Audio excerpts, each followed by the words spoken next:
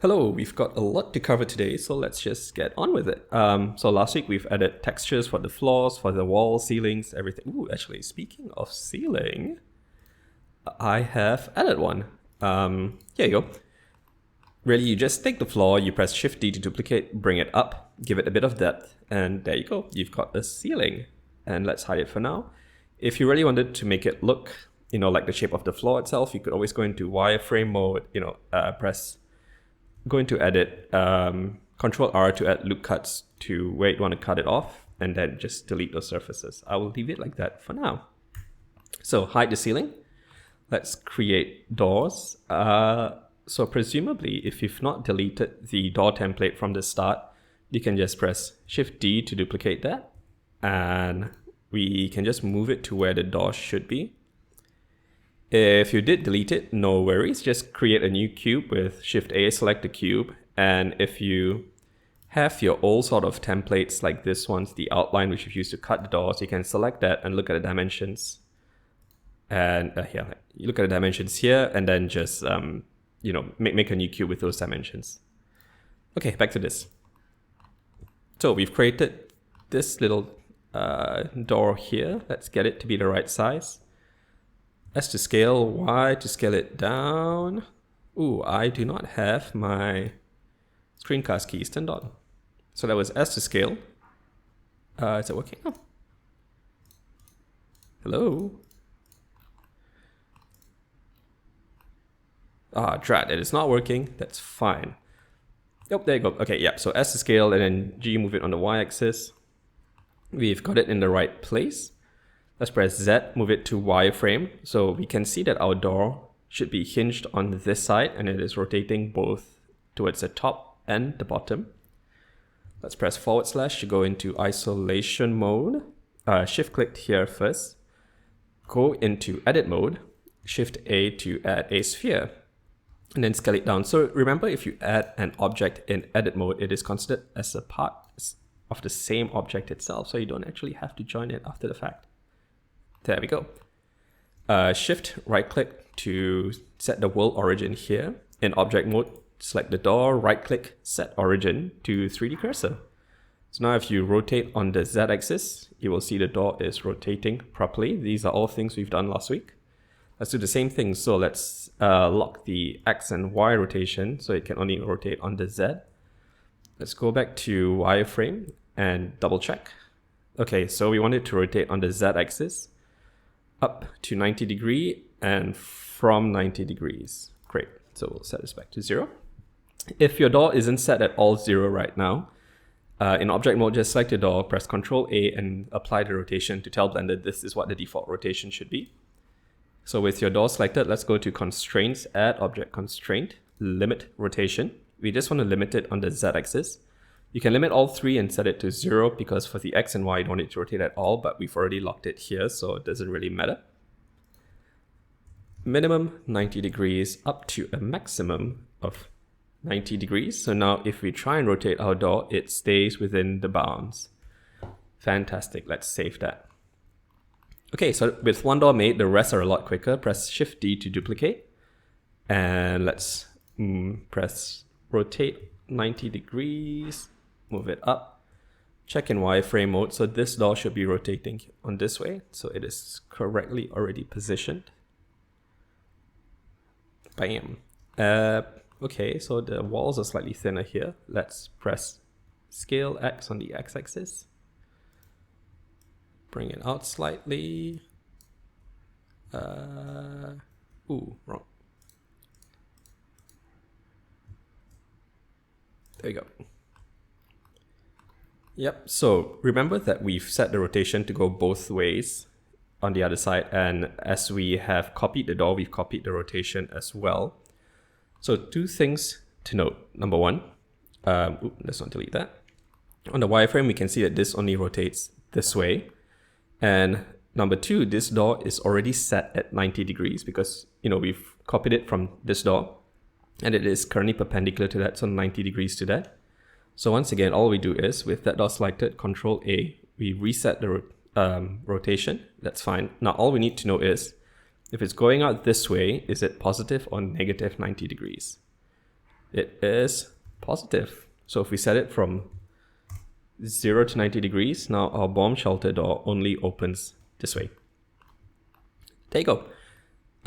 So I won't do all the doors, but just Shift D, duplicate, add attach doors to all the different rooms, and you have your doors set. Next, let's make, are my doors going into the wrong place? Yes.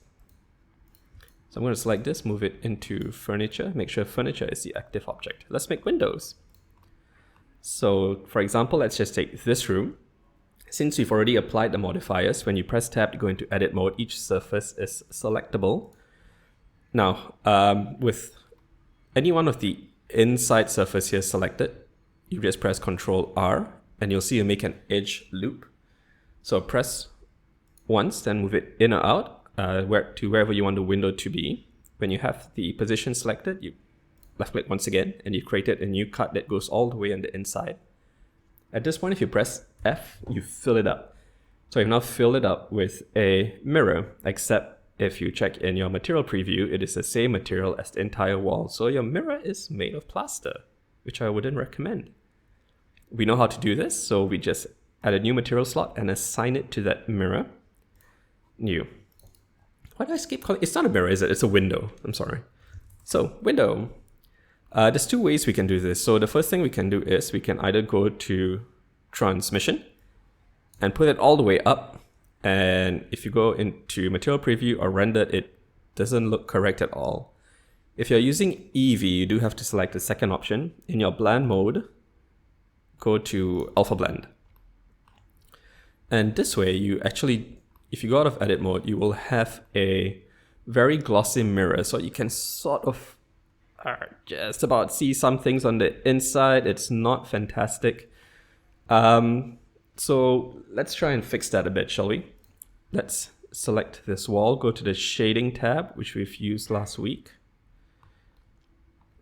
So with that wall selected, let's go to here and select the window, which is what we've been using, and go to material preview.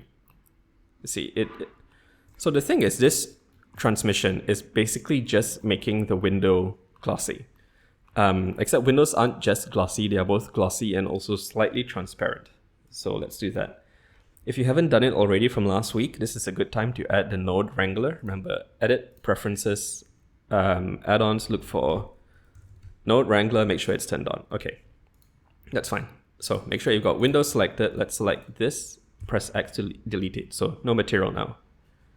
Shift A, let's search for glossy. We'll put it here. Shift A, let's search for transparent. There you go, not translucent, transparent. We'll put it here. The good thing about having node wrangler selected is you can now hold Ctrl, Shift, right click, and drag a line between these two, and it mixes it together. So you have now a mixed shader with glossy going here, transparent going here. We'll connect the shader from the mixed shader to the surfaces in your material output. That already looks better. So what's happening here is in the mixed shader, if the factor is all the way to 0, it's using whatever's in the top here, which is glossy. So this is what it used to look like. If it's all the way at 1, it uses whatever's in the bottom shader, which is transparent. So since glass is a mix of both, you can just move this up and down until you find a value that you think looks the way you want your glass to look like. Maybe something like that. How's that? Slightly opaque glass for the warm days. And if you wanted to, you could change the color as well. Since this is mixing it, if you put like blue here and maybe a slight, greenish tinge because I like the matrix, here you get a blue-green tinge as well. And there you go, you've made a mirror. Once you've made one, it's a lot easier for the rest. So we can go back to layout mode, material preview. For example, we will select this one, Control R to make a loop cut. Select where you want it to be, F to fill it up. In its material, we will assign a new piece. And if you've labeled it window, there you go. Now this has a window as well. And you can also examine it from the inside if you want, and that looks good. Once again, I apologize for calling it mirror multiple times. Okay, so Presumably you've added all your doors. I've not done all of mine. And you've added all your windows. Let's add some internal lighting. So to do this, let's first bring back our ceiling. Boop. And if you go into your oops, what am I doing? If you go into your rendered view now, this has gone weird. Here you go. If you press Z and go into rendered view, you're still getting light sources from different places. And that is because if you go here, world properties, the background itself is still emitting some light. We don't want that because we want to pretend like it's complete nighttime. So we'll change the strength to 0 at, oh wow, this couch is glowing. That is weird. I downloaded this. Let's see what's going on. Someone has given this couch emissive properties, so it glows. Okay, great. There we go. So this couch is now dark and the whole world is dark. So you can't really see what you're doing. We'll press Z and go into material preview instead. Now, say for example, I wanted to add a light on the ceiling here. Let's try and do that. We can shift right click. So we're going to have to slightly cheat when we do this. So say, for example, I wanted to pretend and create a pendafloor lamp of sorts. Let's just scale this down, rotate it on the y-axis, scale it. All right, so one way to do this would be to add a new material to it. Instead of using principal BSDF, we change it to emission, and then you change the strength of it. So if you go into your rendered view now, you'll see that it changes the strength of it. But it's not really doing what it's supposed to. Light isn't hitting the floors, and it's not really going where you want it to. So that's not fantastic. Let's just Control Z, change that, go back to principled. By the way, if you're using Eevee, and when you try doing that, you don't really see the bloom effect, those like light rays coming out of the lamp. It might be because in your render properties up here, you haven't selected bloom. So in Eevee, it looks pretty lousy if you don't have these selected. Let's have a quick look at them now. Finding a good position where I can demonstrate everything. This might be an okay place. Okay. So in your render properties, you want ambient occlusion turned on. If you look around you in real life, you'll find that anytime two objects intersect, like between this wall and this floor over here, you would typically expect there to be a bit of shadowing. So if you put ambient occlusion on, that comes in. It makes it look nicer. Bloom was that halo effect I talked about earlier. Screen space reflections is, as you can see, reflections on the floor. So look here. You can't really see the blue of the wall shining on the floor, which you usually would in real life. You click that and you get it. So keep that turned on. Makes things look better. Okay, so back to the light. We can't make the object emissive. It doesn't look fantastic. So instead, we are going to press Shift A, light. And we're going to choose an area light. So with the area light selected, if you really wanted to try and model it based on the shape of what you're doing here, you can. You've got a few options. You can make it this shape, ellipsoid. Let's just make it a rectangle. And you can change the shape here. Let's roughly try and follow the shape of that. There we go. So now if you go in your rendered view, you will see that it actually looks a bit better than just an emissive property on the lamp thingy there. It's moving towards the floor. You can change the power. It's going to start lighting up the whole room. Specular just basically means how shiny it is when it shines off other objects. And yeah, this little yellow ball here, you can select that to rotate the light to point it to wherever you want it to, or you could also press R to rotate and choose your axis. Right now, this is a ceiling light, so we'll just, keep it pointing straight down. When you have found a comfortable level, or, if you really want to be accurate, go look up what the usual wattage is for this sort of light. I think, what is it, 24? I'm going to say it's 24. It might not be. Then you can see whether that lamp alone is sufficient, or maybe you want to press Shift D to duplicate it and add another one. So you can plan out how many lamps and lights you need in your house. Let's put it here. There's another thought of another sort of light we can use. Let's go to Material Preview. We will shift right click the kitchen, and let's Shift A, add a light. We will add a spotlight instead. So clearly a spotlight, you can see the cone there. Let's go to rendered mode and give it a bit more power. There's a few options you can change here. You can select the radius of the light.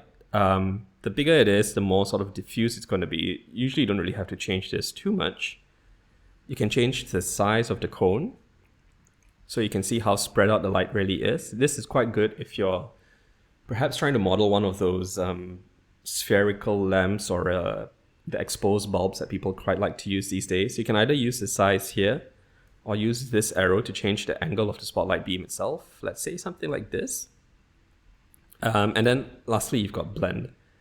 If you look at the rim of the spotlight itself, a very high blend means that you can't really see the actual rim. It's very diffuse compared to 0 where it's very sharp.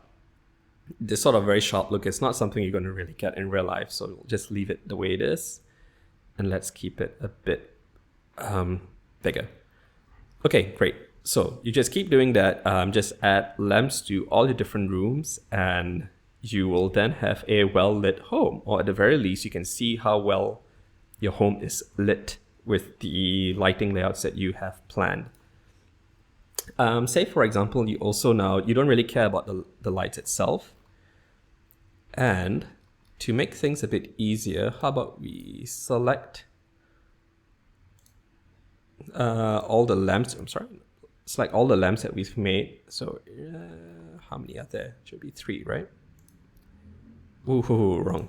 Use Control click, not Shift click, so you don't select everything. Control click the 3 lamps, press M, and move it to a new collection and call it lights.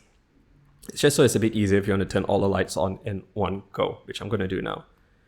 Let's say you want to see what your house looks like in the daytime. And you can move to your world texture, put a strength of 1, just a default, but it doesn't look good because light here is sort of coming from all directions, which is not what it's like in real life.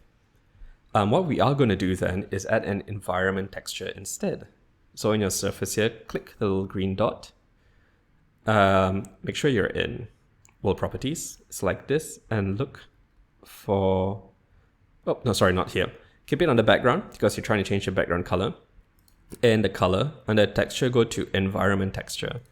And everything's going to turn pink.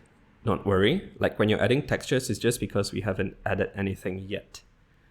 So we're going to go to Open, and Blender has built-in HDRI textures already. So if you need to find it, it's under wherever your Blender folder is saved. Go to the Blender version, Data Files, Studio Light, World.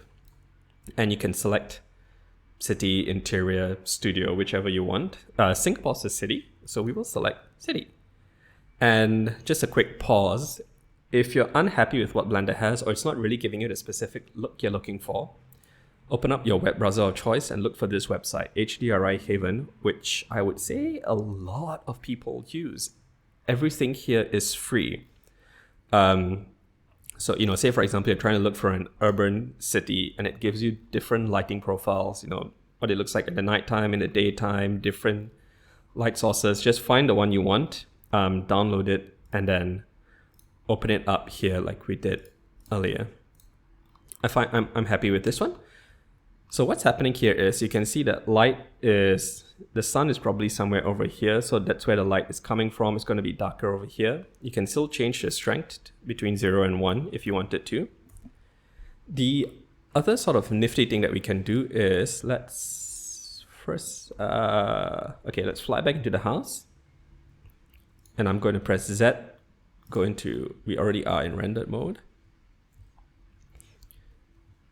And let's say, for example, I want to change the direction of the sunlight, right?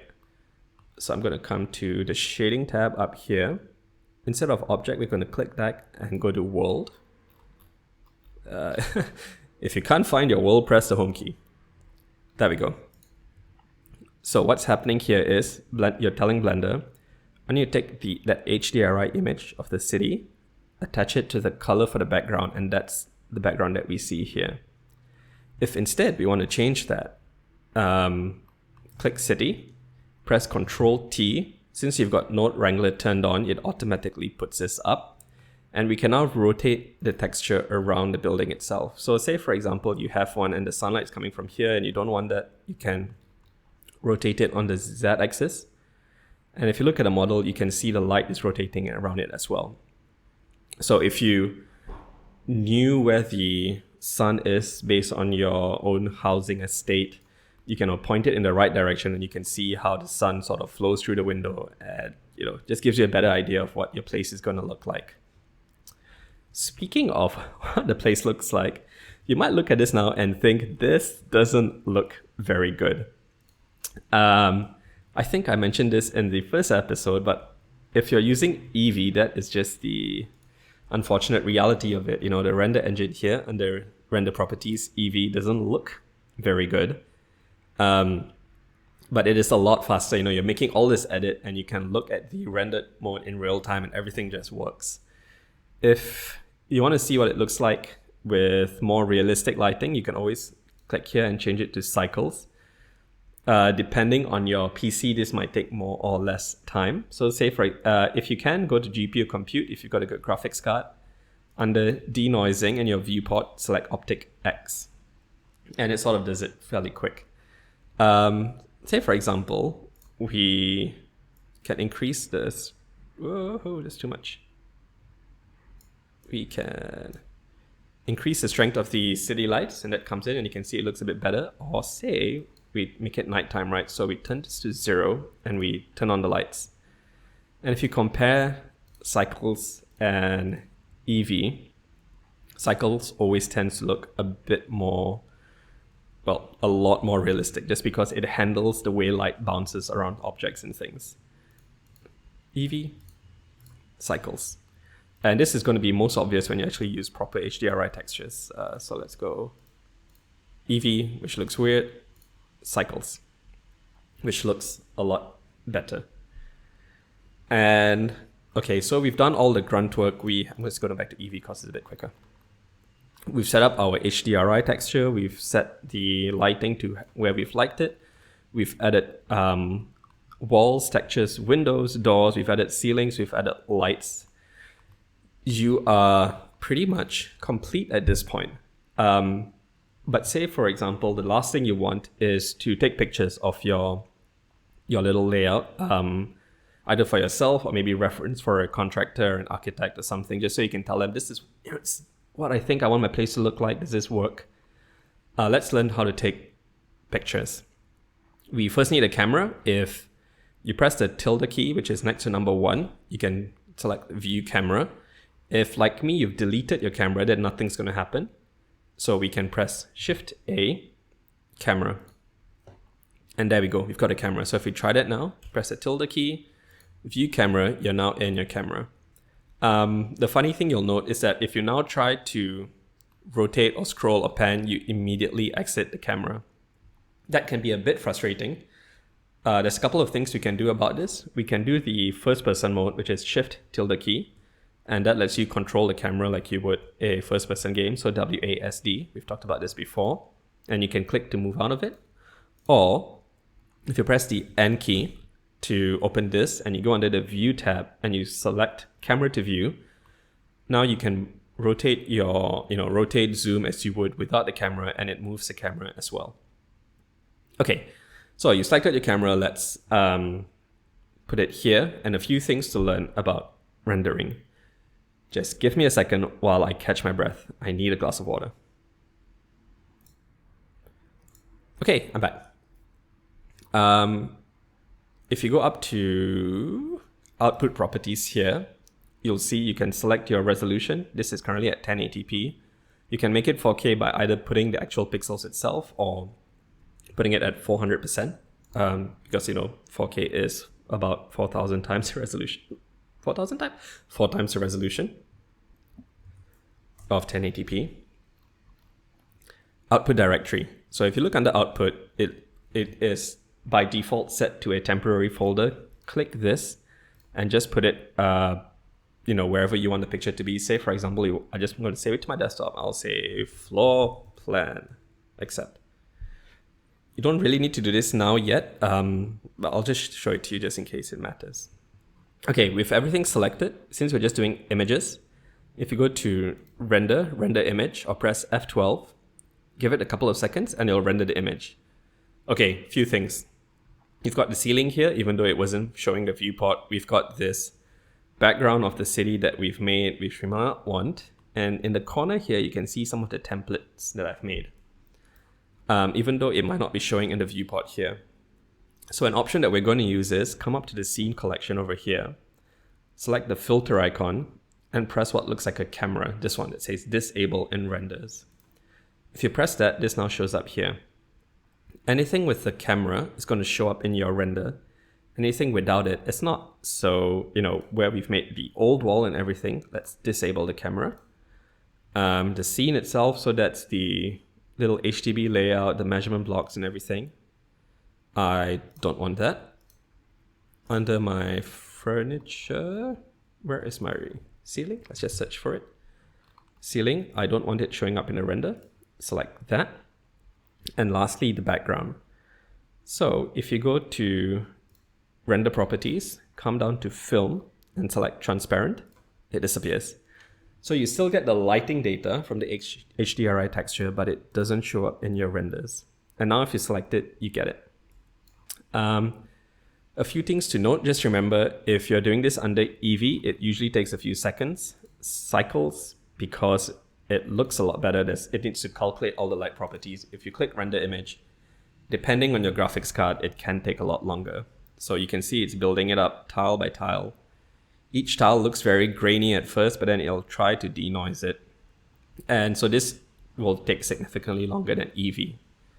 Once it's rendered like this, you can go up to image, save as, and then just, choose what format you want to save it in. Choose your name, choose your folder, and you've saved that image. Let's go through a few other camera options, just in case. So with the camera selected, where is my camera? Camera here. So with the camera selected, you'll have the camera option here. You can change the focal length. If you're a camera person, you know what all these means. I am not, so I do not. If that matters to you, you can change this to orthographic. Remember, we covered this in the first episode, where you sort of squish all the perspectives so it doesn't really matter anymore. Since it's orthographic, you can't really move the camera in and out anymore. You can change the scale here to zoom in and out. You can shift it on the X and Y axis, but you still can rotate the camera. So if you just want to keep an orthographic perspective like that, zoom in, and then render your image. And there you go, you've got an orthographic one. If the image quality doesn't look fantastic, remember it's because I've got it at 1080p. You can always, there's a few things you can do. Under output properties, you can increase the resolution to what you want. You can even make it a box, 1080 by 1080, if you want to post it on something like Instagram. The other thing is, under your render properties, you can increase number of samples. You can see it's 64 in the render, 16 in the viewport. So whatever you render at the end always looks better than what's in the viewport. If you want it to look exactly the same, you can change this to 64 as well. And the higher the sample, basically the clearer and the sharper the picture is going to be. And with that, I think we might have actually covered everything. So using all those tips, we, remember to plan the layout, build things to scale, always apply your scale, apply rotation so things do not glitch out when you're making them. When you are modeling, you can make simple models like this where you just put very simple textures on them. You can download models from the internet like this and this. You can make a very simple texture and then sort of cheat by pasting the image of that object over your little box, and then it sort of looks like the real thing anyway. We've added lights, we've added the ceiling. And so just as a reminder, if you wanted to as well, this is what your place looks like from the outside. We could also turn the ceiling back on, get into the, so this is another way to get into camera. There's a button here. We can select it. I'm still in orthographic mode, so I can't move my camera. Perspective. Am I in now? Yep.